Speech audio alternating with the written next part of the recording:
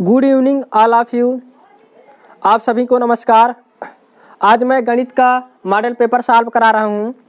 इसके पहले question number 1 से लेकर 5 तक करा चुका हूँ। आज क्वेश्चन नंबर 6 बता रहा हूँ। देखिए, यूपी बोर्ड मॉडल पेपर 2023 है। इसको मैं सॉल्व करा रहा हूँ, आप लोग करते रहिए। 6 बता रहे हैं, यदि 1/x² + 6 बराबर 1/10 तो x का मान क्या होगा। ऑप्शन में दिया है। अब क्वेश्चन सॉल्व करते हैं, देखते हैं कि क्या बता।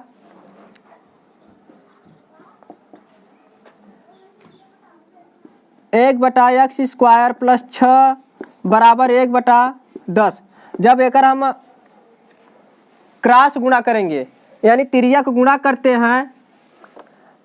इस क्रॉस गुणा करने का मतलब होता है कि इसका इधर गुणा होगा और इसका इधर गुणा होगा, तो 1 × 10 बराबर, इसका जब इधर गुणा होगा तो 1 × x² + 6 आएगा।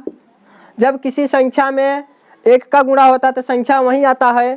तो देखिए, इधर 10 1 के 10 होता है, बराबर जब 1 में x² + 6 का गुणा करेंगे तो x² + 6 आएगा, x² + 6। अब देख रहे हैं संख्या के आगे हमेशा चिन्ह देखा जाता है, तो देख रहे हैं 6 के आगे क्या है, प्लस चिन्ह है। जब प्लस चिन्ह है तो इस पार आएगा। इस पार के आने का मतलब होता है जब गंगा पार आता है तो उसका चिन्ह बदल जाता है, यानी 10 - 6 बराबर x² हो जाता है। तो 10 में से 6 गया 4, 10 बड़ा है और देख रहे हैं 10 के आगे प्लस चिन्ह है और 6 छोटा है 10 से, तो 6 के आगे माइनस चिन्ह है। तो इसीलिए 10 के आगे प्लस चिन्ह है, तो इसीलिए इसके आगे प्लस चिन्ह आया, x²। फिर इधर करेंगे तो x² बराबर 4 आएगा। फिर x बराबर 4 का क्या होगा, वर्गमूल आएगा।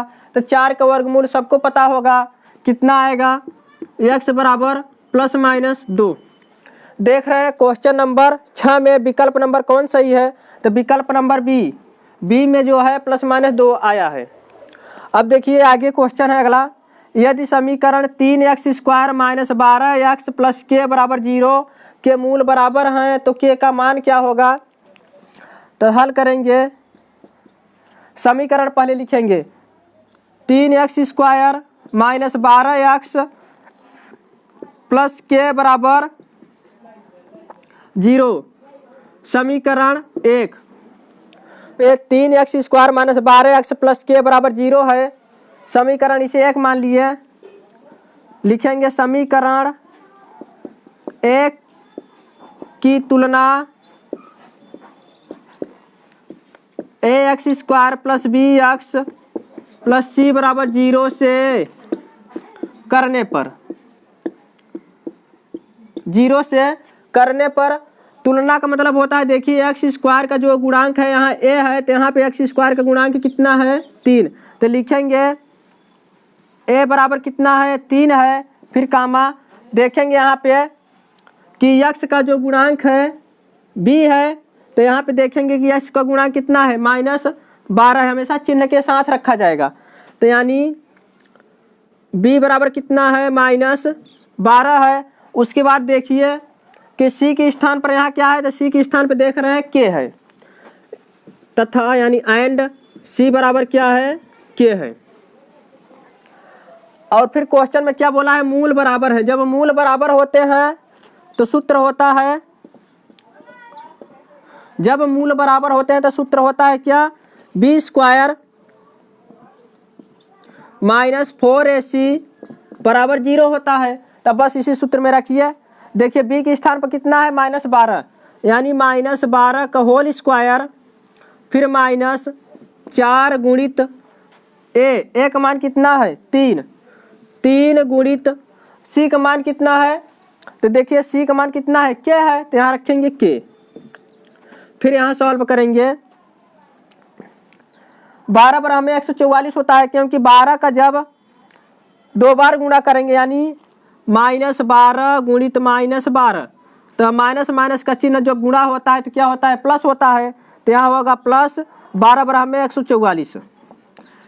तो यहाँ हो जाएगा 144।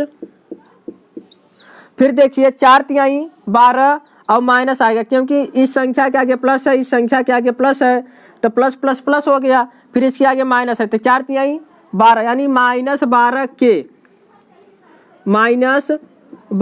के बराबर कितना होगा, 0 आएगा। जब 0 आएगा तो देखिए इस संख्या का कि कौन सा चिन्ह है, माइनस है, तो उसे उस तरफ ले जाएंगे।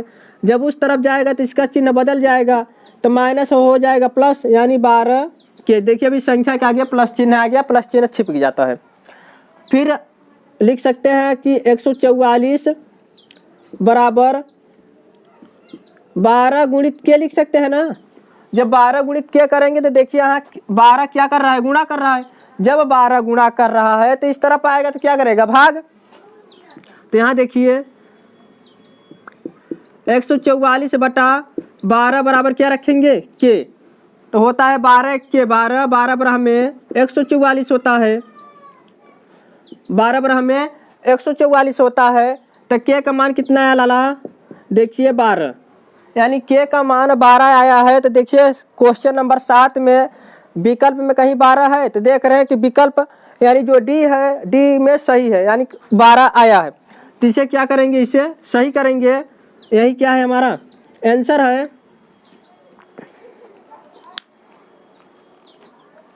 ये क्वेश्चन नंबर 8 बता रहे हैं, यदि एक रेखा किसी त्रिभुज की 2 भुजाओं को एक ही अनुपात में विभाजित करे। एक ही अनुपात का मतलब होता है बराबर बराबर बांट रही है, एक ही अनुपात में विभाजित करे, तो वह तीसरी भुजा के होती है। यानी तीसरी भुजा की क्या होती है, तो तीसरी भुजा की वहाँ हमेशा क्या होती है, समांतर होती है। देखिए जैसे एक त्रिभुज है, एक ही रेखा किसी त्रिभुज के 2 भुजाओं को बराबर, यानी एक रेखा है, इस रेखा को किसी त्रिभुज की 2 भुजाओं को क्या कर रहा है, यहाँ से यहाँ तक की समान समान भुजाओं में क्या कर रहा है, समान अनुपात में क्या कर रहा है, विभाजित कर रहा है। जब समान अनुपात में विभाजित कर रहा है तो देखिए इस रेखा की रेखा क्या है, समांतर है। क्या है, समांतर है। तो क्या हो जाएगी, भुजा के क्या होगा, समांतर होगा। तो ऑप्शन नंबर यानी क्वेश्चन नंबर 8 में जो विकल्प है बी नंबर सही है। अब उसके बाद अभी मैं इसको अगले क्वेश्चन में सिद्ध कराऊंगा कैसे बराबर होता है। और देखिए अब क्वेश्चन नंबर 9 दिया है इसमें, यदि सेक थीटा बराबर 2 तो थीटा का मान क्या होगा। तो इसे देखिए हल करते हैं। सेक थीटा बराबर 2 है ना, तो देखिए हमें पता है कि सेक थीटा बराबर क्या होता है, 1/cos थीटा होता है। जब 1/cos थीटा तो इसे बदलिए 1/cos थीटा बराबर 2 लिखेंगे। अब देखिए यहाँ cos थीटा क्या कर रहा है, भाग, तो उस साइड में जाएगा तो क्या करेगा, गुणा। तो लिखेंगे 1 बराबर 2 गुणित cos थीटा। क्या लिखेंगे लाला, cos थीटा। तो देखिए 2 क्या कर रहा है इसमें, गुणा, तो इधर आएगा भाग करेगा।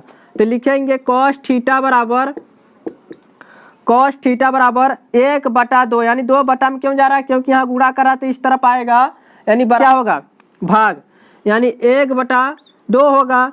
तो cos थीटा बराबर 1/2 कितने का मान होता है, यानी cos 60 अंश का मान क्या होता है, 1/2 होता है। cos 60 अंश का मान 1/2 होता है।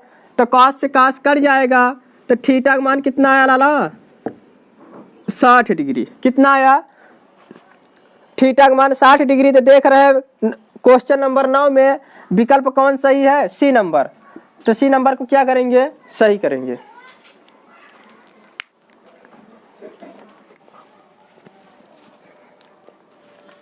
देखिए क्वेश्चन नंबर 10 बताने जा रहे हैं। चित्र में त्रिभुज ABC, चित्र में यानी में त्रिभुज ABC के आधार BC के समांतर रेखाखंड PQ खींचा गया। देखिए आधार BC के समांतर रेखाखंड क्या खींचा गया है, PQ खींचा गया है। यदि PQ अनुपाते BC, यानी PQ अनुपाते BC बराबर कितना है, 1/2 3 दिया गया है, यानी PQ बटा BC बराबर लिख सकते हैं 1/3। देखिए 1/3 लिख दिए। फिर उसके बाद पूछा है AP अनुपाते PB का मान निकालना होगा हमें कि AP अनुपाते PB का अनुपात क्या होगा। देखिए त्रिभुज ABC में BC के समांतर एक रेखाखंड PQ खींचा गया है। अब देखिए हल कर रहे हैं, लिखेंगे त्रिभुज APQ तथा त्रिभुज ABC में त्रिभुज APQ यानी त्रिभुज APQ यानी त्रिभुज APQ, फिर दूसरा त्रिभुज ABC में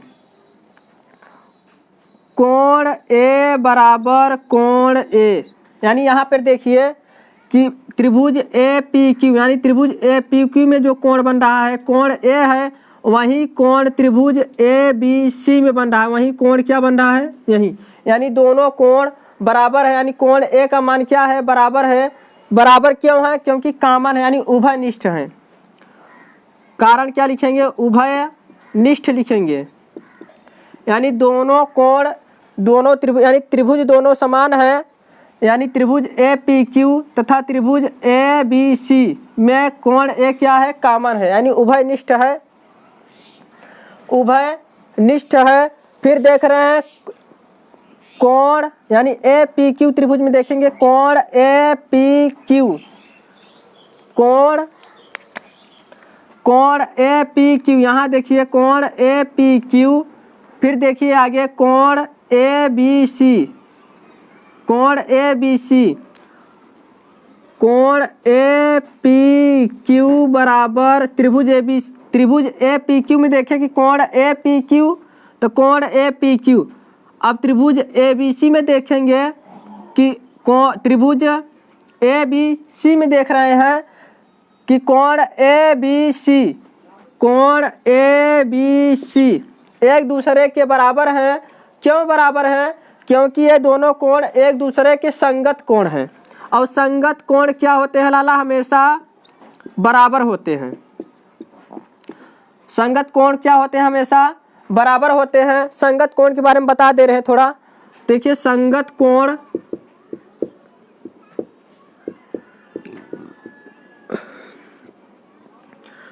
कोण में हमेशा 2 कंडीशन बस याद रखिए, हमेशा संगत कोण आप पहचान लेंगे। संगत कोण में दशा और दिशा का मतलब होता है जब दशा और दिशा दोनों जब समान हो, दशा और दिशा समान हो तब संगत कोण क्या होते हैं, समान होते हैं। दशा का मतलब होता है हमेशा ऊपर नीचे देखेंगे, और दिशा का मतलब होता है हमेशा दाएं बाएं देखेंगे। देखिए इसमें पहले हम दशा देखेंगे। देखिए इस रेखा के यानी जो PQ रेखा है, PQ रेखा के ऊपर कोण बना है ना, त्रिभुज APQ में जो कोण APQ है, कोण APQ इस रेखा के देखिए यहाँ ऊपर कोण बना है। और फिर देखिए त्रिभुज ABC में इस रेखा के कोण ABC इस रेखा के यानी BC रेखा के कोण ऊपर बना है। यानी देख रहे हैं दोनों त्रिभुज में रेखा के ऊपर कोण बना रहा है। कहाँ बन रहा है, रेखा के जस्ट ऊपर कोण बन रहा है, यानी कि दोनों के जो दशा है क्या है, समान है। अब देख लेते हैं दिशा समान है कि नहीं है। अब दिशा कैसे देखेंगे, हमेशा दिशा बताए हैं कि किधर देखना है, बाएं देखना है, और किधर देखना है, दाएं देखना है। देखिए इस रेखा को, किस रेखा की, जो ये रेखा है, इस रेखा की देखिए कि ये कौन सा पक्ष है, ये है बायां पक्ष। कौन सा पक्ष है, बायां पक्ष है। और इस रेखा के लाला देखिए इस साइड में कौन सा पक्ष है, दायां पक्ष है। जब दायां पक्ष है तो देखिए दोनों कोण रेखा के दाएं बन रहे हैं, यानी एक कोण रेखा के दाएं है और ये भी कोण रेखा के दाएं है। इसीलिए बोल दिए कि कोण त्रिभुज APQ में कोण APQ बराबर त्रिभुज ABC में कोण ए बी सी, कोण ए बी सी क्या है, बराबर है। यानी संगत कोण आपस में क्या होते हैं, बराबर होते हैं। और संगत कोण के बारे में वहाँ हम बता दिए हैं कि संगत कोण क्या होता है, जिसकी दशा और दिशा समान होते हैं उसे क्या कहते हैं, संगत कोण कहते हैं। और दशा का मतलब होता है हमेशा ऊपर नीचे देखेंगे, और दिशा का मतलब होता है हमेशा बाएं दाएं देखेंगे, ठीक है। फिर देखिए कि त्रिभुज ए पी क्यू में, त्रिभुज ए पी क्यू में देख रहे हैं कि जो कोण ए क्यू पी है, कोण ए क्यू पी बराबर कोण ए क्यू पी। और फिर देख रहे हैं त्रिभुज ए बी सी में देखेंगे, ए बी सी में जब त्रिभुज ए बी सी में देखेंगे कोण ए सी बी, कोण ए सी बी आपस में क्या है, बराबर है। और बराबर क्यों हो गए, कारण लिखेंगे कि यानी संगत कोण आपस में क्या होते हैं मेरे लाल, बराबर होते हैं। क्या होते हैं, बराबर होते हैं। इसीलिए दोनों कोण आपस में क्या हो गए, बराबर हो गए। अब देखिए संगत कोण तब ही देखेंगे जब उनकी दशा और दिशा दोनों समान होगी, तभी संगत कोण बराबर हो सकते, नहीं अन्यथा कभी नहीं हो सकता है बराबर। देखिए अभी बताए हैं, देखिए इस रेखा को देखेंगे, कौन सा रेखा, जब हम दशा देखेंगे यानी जब हम दिशा देखेंगे, क्या देखेंगे, पहले दिशा देखेंगे। तो दिशा देख रहे हैं कि इस रेखा के यानी एक क्या है, दायां है, और इस रेखा के इस साइड में क्या है, बायां है। क्या है, बायां है। तो देख रहे हैं कि दोनों कोण किधर बने हैं, दोनों कोण बाएं साइड में बने हैं। किधर साइड में बने हैं, बाएं साइड में बने हैं। लेकिन अब देखिए दिशा लिए, अब देखेंगे दशा, दशा देख रहे हैं तो इस रेखा के कोण कहाँ बना है, ऊपर बना है। और ये वाला कोण भी इस रेखा के कहाँ बना है, ऊपर, यानी ऊपर दोनों बने हैं। यानी दशा और दिशा दोनों क्या है, समान है। तो इसीलिए बोल दिए हैं कि कोण ए क्यू पी और कोण ए सी बी, कोण ए सी बी आपस में क्या है, बराबर है। और बराबर क्यों हो गए, कारण लिखेंगे कि यानी संगत कोण आपस में क्या होते हैं मेरे लाल, बराबर होते हैं। क्या होते हैं, बराबर होते हैं। इसीलिए दोनों कोण आपस में क्या हो गए, बराबर हो गए। अब देखिए संगत कोण तब ही देखेंगे जब उनकी दशा और दिशा दोनों समान होगी, तभी संगत कोण बराबर हो सकते, नहीं अन्यथा कभी नहीं हो सकता है बराबर। देखिए अभी बताए हैं, देखिए इस रेखा को देखेंगे, कौन सा रेखा, जब हम दशा देखेंगे यानी जब हम दिशा देखेंगे, क्या देखेंगे, पहले दिशा देखेंगे। तो दिशा देख रहे हैं कि इस रेखा के यानी एक क्या है, दायां है, और इस रेखा के इस साइड में क्या है, बायां है। क्या है, बायां है। तो देख रहे हैं कि दोनों कोण किधर बने हैं, दोनों कोण बाएं साइड में बने हैं। किधर साइड में बने हैं, बाएं साइड में बने हैं। लेकिन अब देखिए दिशा, दशा, दिशा देख लिया, अब देखेंगे दशा, दशा देख रहे हैं तो इस रेखा के कोण कहाँ बना है, ऊपर बना है। और ये वाला कोण भी इस रेखा के कहाँ बना है, ऊपर, यानी ऊपर दोनों बने हैं। यानी दशा और दिशा दोनों क्या है, समान है। तो इसीलिए बोल दिए हैं कि कोण ए क्यू पी और कोण ए सी बी आपस में क्या है, बराबर है, यानी संगत कोण है, इसलिए बराबर हो गए। जब हम दो त्रिभुजों की तीन कंडीशन पूरा कर लेते हैं तो लिख तब उसके सारे जितने भी कंडीशन होते हैं सब बराबर हो जाते हैं। तो लिख सकते हैं, अब लिखेंगे कि त्रिभुज ए पी क्यू सर्वांग सम, त्रिभुज ए बी सी यानी दोनों त्रिभुज क्या हो गए, सर्वांगसम हो गए। सर्वांगसम का मतलब होता है किस आधार पे किए हैं, देखिए तीनों कोण के आधार पे किए हैं। तो इसीलिए यहाँ लिखेंगे किस आधार पे किए हैं, ए यानी एंगल के आधार पे हुआ, यानी कोण के आधार पे हुए हैं बराबर। अब लिख सकते हैं, देखिए जब त्रिभुज ए पी क्यू त्रिभुज ए बी सी सर्वांगसम हो गए तब हम त्रिभुज के क्या, यानी दोनों त्रिभुजों के किसी भी अंग को आपस में बराबर कर सकते हैं। यानी जब तीन अंग बराबर हो गए हैं तो इसके जितने भी अंग हैं त्रिभुज के सारे एक दूसरे के क्या हो सकते हैं, बराबर हो सकते हैं। जब बराबर हो सकते हैं तो लिखेंगे ए पी बटा ए बी बराबर लिखेंगे। तो पी क्यू बटा बी सी, पी क्यू बटा बी सी लिखेंगे। क्यों लिखेंगे? क्योंकि त्रिभुज की जब तीन अंग यहाँ बराबर कर लिए हैं तभी त्रिभुज हमारा क्या हो गया, सर्वांग सम हो गया। तब इसके जितने भी अंग हैं त्रिभुज की दोनों के, तो किसी भी अंग को बराबर कर सकते हैं क्योंकि हम सर्वांग सम सिद्ध कर चुके हैं। तो देखिए यहाँ ए पी बटा ए बी को देखिए, यहाँ ए बी जो है, ए बी को यहाँ से यहाँ तक की क्या है, ए बी है, क्या है, तो ए बी है, तो हम लिख सकते हैं ए बी बराबर क्या लिख सकते हैं, तो देखिए ए पी धन पी बी लिख सकते हैं, ए पी धन पी बी। तो ए बी के स्थान पे क्या रखेंगे, ए पी धन पी बी। देखिए ए बी के स्थान कैसे ए पी धन पी बी आ गया, क्योंकि ए बी, अब देखिए ए बी, तो इसके बीच में देखिए ए पी जोड़ेंगे धन पी बी जोड़ेंगे तो ए बी आ जाएगा ना। तो इसी के लिए, इसी कारण यहाँ ए बी के स्थान पर हम क्या रख दिए हैं, ए पी धन पी बी रख दिए लाला। देखिए मेरे लाल, यहाँ देखिए पी क्यू बटा बी सी का मान क्या दिया है, यानी कि पी क्यू अनुपात बी सी का मान जो आया है, दिया है पेपर में, क्वेश्चन में 1:3 है। तब पी क्यू बटा बी सी बराबर क्या लिख सकते हैं, 1/3। तो यहाँ देखिए पी क्यू बटा बी सी, पी क्यू बटा बी सी का मान कितना है, यहाँ देखिए 1/3 है, तो इसके स्थान पर रखेंगे 1/3। इसका गुणा इधर करेंगे और इसका गुणा इधर करेंगे, यानी क्या करेंगे, तिर्यक गुणा करेंगे। क्या करेंगे, तिर्यक जब गुणा करेंगे तो इसका 3AP होगा, 3AP बराबर 1 का गुणा उसी संख्या में होगा तो वही संख्या आएगा, यानी AP धन PB आएगा। क्या आएगा, PB। अब देख रहे हैं कि AP के आगे कौन सा चिन्ह है, यहाँ पे प्लस है तो इधर आएगा, यानी इस पार आने का मतलब होता है गंगा पार आएगा, तो इसके आगे प्लस है तो इधर आएगा माइनस हो जाएगा। तो देखिए कैसे होगा, यानी 3AP माइनस AP बराबर क्या होगा, PB बचेगा। तो यहाँ PB, 3AP में से AP निकलेगा, कितना आएगा, 2AP, 2AP बराबर PB है।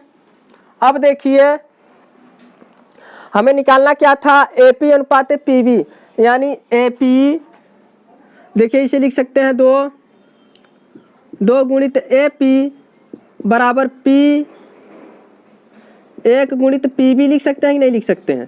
अब देखिए PB इधर क्या कर रहा है, गुणा, तो इधर आएगा भाग करेगा, इधर 2 क्या कर रहा है, गुणा कर रहा है तो उधर जाएगा भाग करेगा, यानी AP बटा PB बराबर, देखिए यहाँ पे देखिए जो AP है, AP को यहीं रखे हैं इसी साइड में, और PB इस साइड में क्या कर रहा है, गुणा, तो PB को उठा कर लाए इस साइड में, तो हो गया AP बटा PB।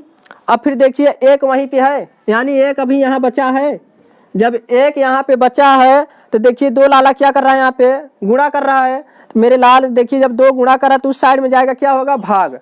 तो क्या हो गया, 1/2, यानी क्या हो गया, AP अनुपात PB कितना आ गया, 1:2, यानी AP अनुपात PB का मान कितना निकल के आया, यहाँ पे देखिए AP अनुपात PB का अनुपात कितना आया, 1:2। अब देखिए ऑप्शन में देखते हैं कि AP अनुपात PB का मान जो आया है 1:2 है कि नहीं। तो देख रहे हैं कि ऑप्शन नंबर जो 1 है, विकल्प नंबर 1 में 1:2 है। तो जब 2 है तो यानी 10 नंबर का विकल्प नंबर A सही है, तो इसे क्या करेंगे, टिक करेंगे। अब देखिए क्वेश्चन नंबर 11 बता रहे हैं, बहुलक माध्यिका तथा समांतर माध्य में संबंध क्या होता है। तो इसमें देखिए संबंध आता है लिखने के लिए, बहुलक बराबर होता है, बहुलक बराबर होता है 3 माध्यिका, 3 माध्यिका माइनस 2 समांतर माध्य, यानी बहुलक माध्यिका तथा समांतर माध्य में जब संबंध पूछता है तो ये लाला सूत्र होता है कि बहुलक बराबर होता है 3 माध्यिका माइनस 2 समांतर माध्य होता है। अब क्वेश्चन, यानी पेपर में ऐसे भी क्वेश्चन आ सकता है कि यानी इसमें से 3 है तो बहुलक माध्यिका और समांतर माध्य है, तो इसमें से दो का मान दे सकता है कि बहुलक आपका इतना है, समांतर माध्य आपका इतना है। तो अब माध्यिका निकालिए, तो आप आराम से निकाल सकते हैं अगर ये फार्मूला आपको पता है, यानी ये सूत्र पता है। तो बहुलक बराबर 3 माध्यिका माइनस 2 समांतर माध्य। तो जब दिया था बहुलक का मान और समांतर माध्य का मान दिया था तो दोनों को रख देंगे, उसके बाद माध्यिका नहीं दिया था उसे इधर पक्षांतर उधर करके निकाल सकते हैं। बड़े आसानी के साथ ही इस क्वेश्चन को क्या कर सकते हैं, सॉल्व।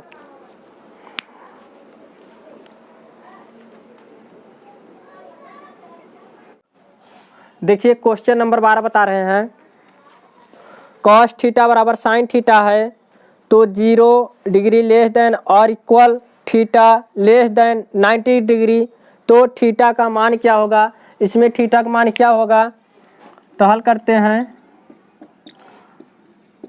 कॉस थीटा बराबर लाला दिया है साइन थीटा। अब देखिए पहले इसका मतलब समझो, यानी 0 less than or equal theta less than 90 degree. इसका मतलब रेंज पहले देखो कि रेंज कैसे निकाला जाता है, कैसे पता किया जाता है किस रेंज में कहाँ क्या है। देखिए बताते हैं, इसके यहाँ पे 0 degree less than or equal theta less than 90 degree है। इसका मतलब होता है इसके दो पार्ट होंगे, यानी एक पार्ट इधर रहेगा, एक पार्ट इधर, यानी इसका थीटा का रेंज कैसे जानेंगे। थीटा का रेंज देखना बता रहे हैं कि कैसे थीटा को जानेंगे कि किस किस मान के बीच में है थीटा का मान। तो देखिए एक तो है 0 degree less than or equal theta और दूसरा है थीटा लेस देन 90 डिग्री। इसका मतलब होता है कि देखिए रेंज तभी पता कर पाएंगे जिस दिशा में थीटा है उस दिशा में देखेंगे कि मुंह खुला है कि बंद है। जिस दिशा में, इतना याद रखना कि जिस दिशा में थीटा रहेगा उसी दिशा में देखेंगे कि मुंह खुला है कि बंद है। अगर मुंह खुला है तो इसका मतलब होता है बड़ा मान, अगर मुंह बंद है तो इसका मतलब होता है छोटा मान। तो यहाँ देखिए कि देख रहे हैं यहाँ पे, तो इसके दो है, यानी इसके दो पार्ट हो जाएंगे। कितने पार्ट हो जाएंगे, एक होगा कि थीटा लेस देन, एक होगा 0 डिग्री लेस देन थीटा और दूसरा होगा 0 डिग्री बराबर थीटा। यानी कि थीटा का जो मान है एक 0 भी हो सकता है और एक थीटा का मान जो है वह थीटा 0 डिग्री से क्या रहेगा, हमेशा बड़ा रहेगा। लेकिन इसमें देख रहे हैं कि थीटा इस साइड में किस दिशा में थीटा है, जिस दिशा में मुंह बंद है, जिस दिशा में मुंह बंद है उस दिशा में थीटा है यहाँ पे। तो अभी बताया जिधर थीटा रहेगा जिस दिशा में उसी दिशा में देखेंगे कि मुंह खुला है कि बंद है। तो इस दिशा में थीटा है तो देख रहे हैं कि इस दिशा में मुंह क्या है, बंद है। यानी कि थीटा का मान जो होगा 90 डिग्री से क्या होगा, कम। अभी बताएं कि जब जिस दिशा में थीटा रहेगा अगर मुंह बंद है तो इसका मतलब है कि मान कम, यानी कि थीटा का मान जो होगा 90 डिग्री से क्या होगा, कम होगा। लेकिन यहाँ देखिए थीटा इस दिशा में जिस दिशा में मुंह खुला है, जिस दिशा में मुंह खुला है, तो उधर अभी बताया है कि जिस दिशा में मुंह खुला है अगर थीटा उसी दिशा में, तो इसका मतलब होता है कि मान बड़ा है।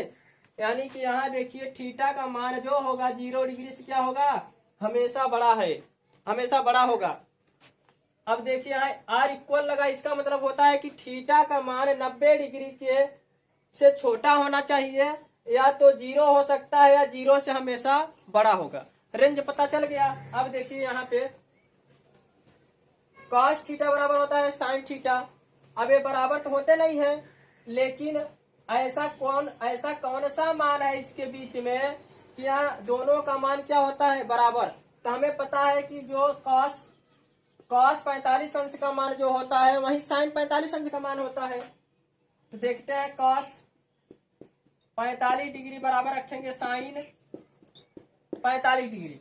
देख रहे हैं कॉस 45 अंश का मान होता है 1/√2 होता है, और साइन 45 अंश का मान जो होता है 1/√2 होता है। देख रहे हैं कि 45 डिग्री पर दोनों का मान क्या आ गया, दोनों का मान बराबर आ गया।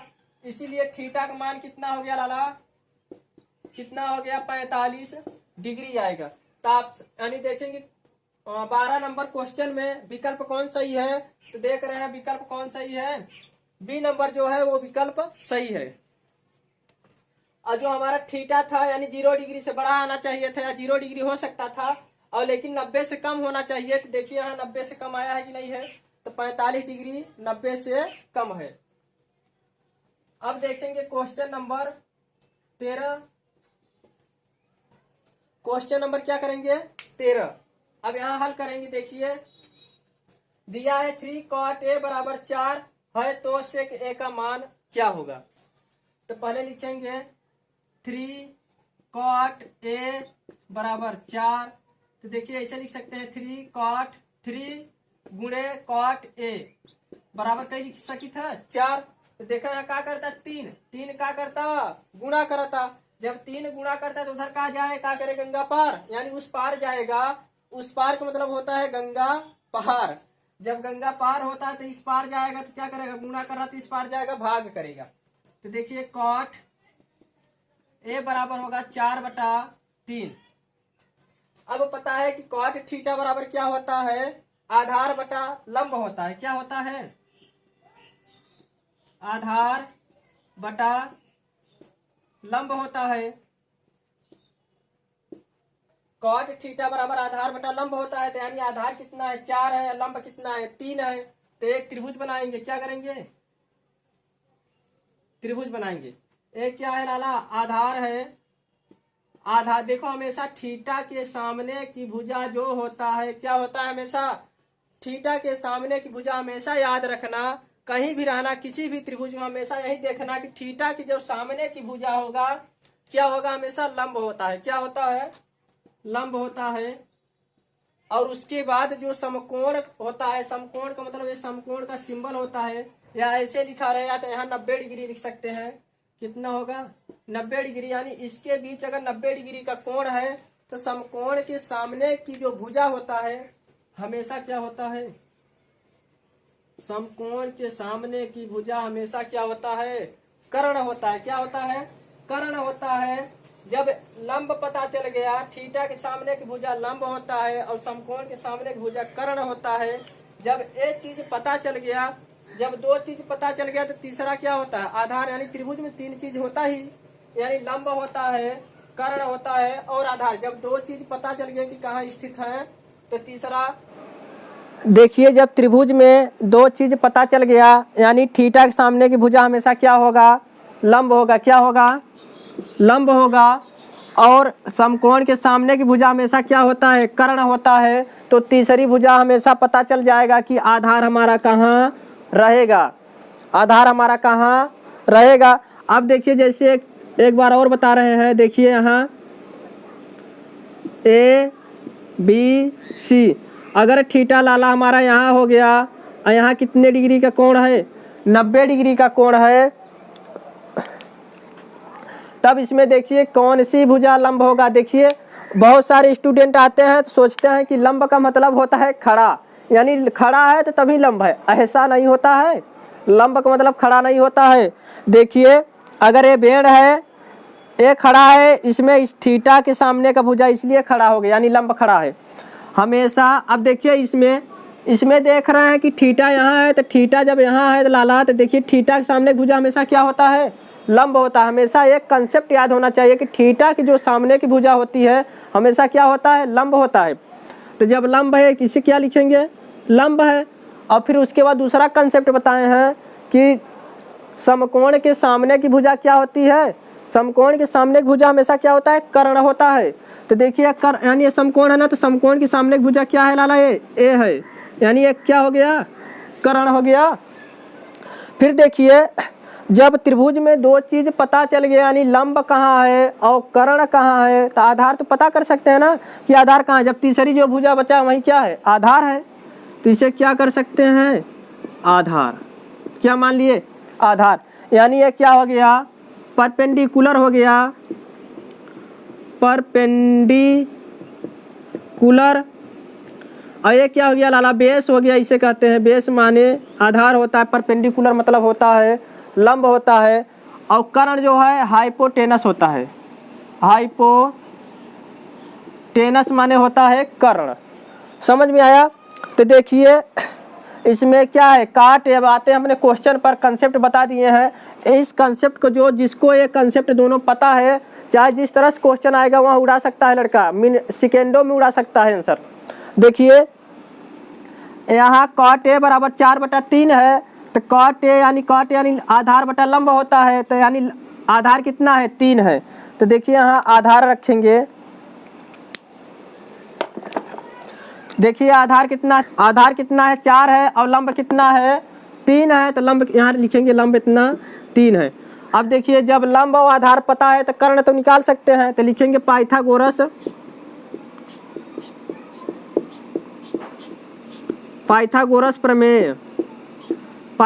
प्रमेय से तो क्या होता है कर्ण स्क्वायर बराबर होता है लंब स्क्वायर प्लस आधार का स्क्वायर। तो देखिए कर्ण हमें निकालना है, तो कर्ण कितना आएगा, कर्ण का स्क्वायर बराबर लंब कितना है, लंब 3 है, तो 3 का स्क्वायर करेंगे, तो 3 का स्क्वायर धन 4 का आधार की स्क्वायर 4 की स्क्वायर, तो लिखेंगे कर्ण स्क्वायर बराबर क्या रखेंगे 3 त्रिका 9 यानी 3 का वर्ग है यानी 3 त्रिका 9 और 4 का वर्ग यानी 4 चौक 16 होता है। तो 16 9 कितना हो गया 25। तो यहाँ देखिए जैसे यहाँ कर्ण स्क्वायर हटेगा यानी कर्ण बराबर लिखेंगे तो आएगा वर्गमूल में, यानी 25 का अंडर रूट, तो 25 का वर्गमूल कितना होता है 5 होता है। तो यहाँ लिखेंगे कर्ण बराबर 5, यानी हमें पता चल गया कर्ण कितना हमारा आया। तो यहाँ लिखेंगे कर्ण कितना आया 5। जब कर्ण 5 आ गया तो देखिए अब उसके बाद पूछा क्या है सेक, यानी सेक, जब सेक पूछा है तो सेक के बराबर निकालेंगे। सेक के बराबर क्या होता है, सेक के बराबर होता है कर्ण बटा आधार, यानी कर्ण बटा आधार। जब कर्ण बटा आधार होता है तो देखिए यहाँ से के कर्ण कितना है, कर्ण निकाले, देखिए यहाँ कितना आया है 5 आया है, तो 5 रखेंगे 5 बटा आधार कितना है लाला, आधार देख रहे हैं कितना है 4 है, तो यहाँ रख दिए 4, यानी सेके का जो मान आया कितना आया 5/4। अब देखिए ऑप्शन में देखते हैं 5/4 है कहीं, तो देख रहे हैं कि क्वेश्चन नंबर 13 में क्वेश्चन और ऑप्शन नंबर बी में कितना, विकल्प नंबर बी जो है वो सही है 5/4 आया है, तो यानी से क्या करेंगे सही।